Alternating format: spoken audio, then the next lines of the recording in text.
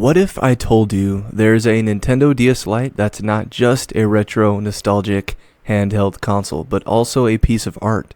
Introducing the Nintendo iQue Red Dragon DS Lite.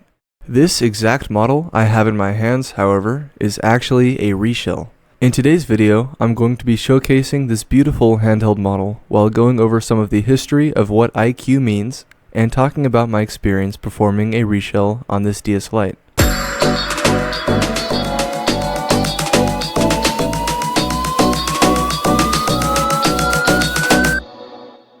iQue is a Chinese company created in collaboration with Nintendo to bring their products to the Chinese market that often restricted sales of these traditional gaming consoles.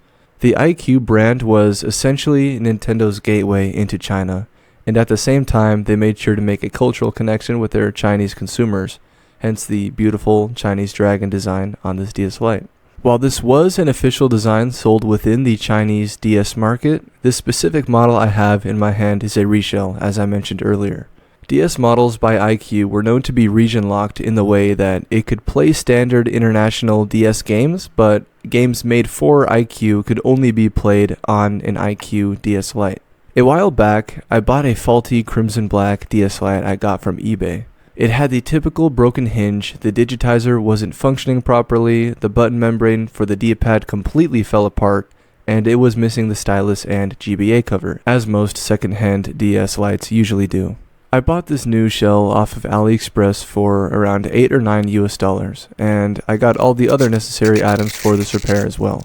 Since this was my first time repairing any DS, this was a bit of a nightmare, not gonna lie. Some things I wish I did differently is that I wish I rewatched my disassembly in reverse when it was time to reassemble it. Sometimes reading an article with pictures or watching an edited YouTube video just isn't gonna cut it. For some people it might, but watching a full-length video without any cuts or edits can be extremely useful in this scenario.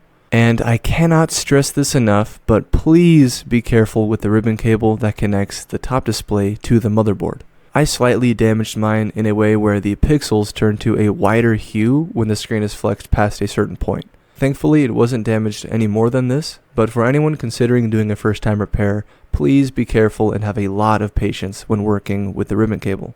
After making sure everything was put back to where it was and all the screws were in place, it was finally finished. This is personally my favorite design from any other DS Lite. With all that being said, thanks a ton for watching this video. Hopefully you learned something new. Feel free to like this video, subscribe, and hit the notification icon so you never miss a new upload. Thanks again and have a good one.